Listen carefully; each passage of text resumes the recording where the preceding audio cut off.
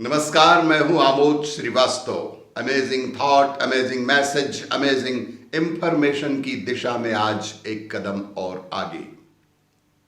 आज के इस कहानी का शीर्षक है चतुर सोनार। आपको ये मेरा वीडियो अच्छा लगे तो लाइक करें, शेयर करें और लाल बटन दबाकर सब्सक्राइब अवश्य करें। साथ ही बेल आइकन दबाना ना भूलें। एक राजा था, राजा बहुत ही बुद्धिमान था। एक राजा था, वह राजा बहुत ही बुद्धिमान था।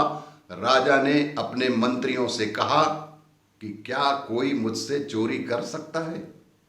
सभी मंत्रियों ने कहा, नहीं राजा, आपसे कोई चोरी नहीं कर सकता। तभी एक मंत्री ने कहा कि राजा साहब, कुछ सुनार ऐसे होते हैं जो कहीं से भी चोरी कर लेते हैं, जो व्यक्तियों के सामने से ही सोना चुराते हैं। तो राजा ने कहा कि यह तो बिल्कुल नामुमकिन है, यह तो बिल्कुल ही नामुमकिन है। मेरे सामने कोई भी सुनार सोना नहीं चुरा सकता।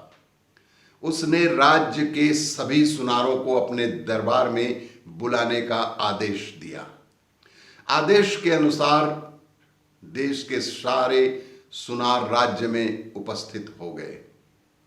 सभी आपस में चिंतित थे कि राजा किस वजह से एक साथ हम सभी को बुलाए हैं।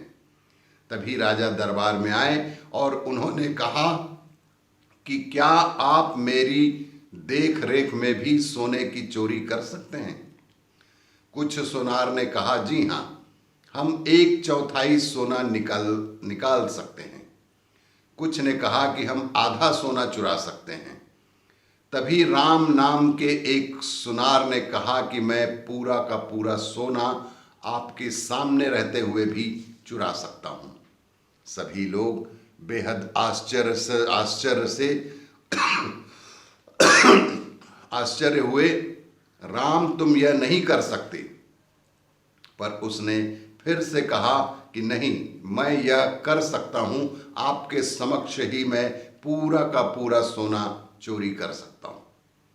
राजा ने आदेश दिया कि अगर ऐसा तुम कर पाओगे तो तुम्हारा विवाह मैं अपनी बेटी राजकुमारी के साथ करवाऊंगा और अपने राज्य का आधा हिस्सा तुम्हें दे दूंगा।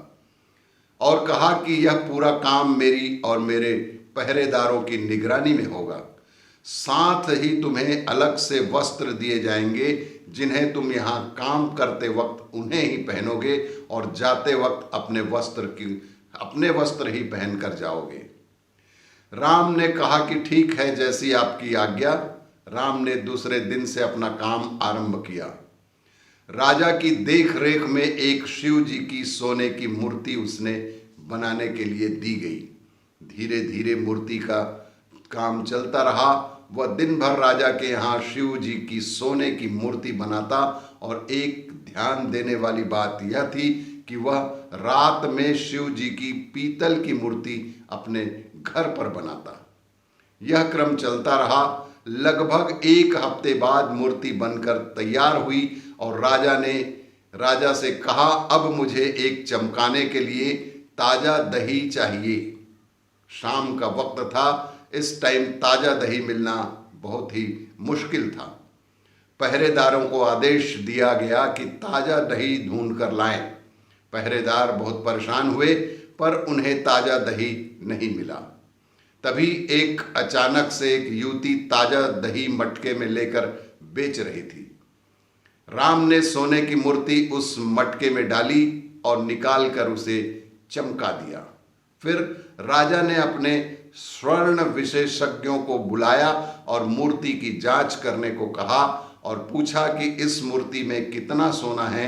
स्वर्ण विशेषज्ञ आश्चर्यजनक हुए कि राजा, इसमें तो 1% सोना नहीं है। यह जानकर राजा भी बेहद हैरान हुए।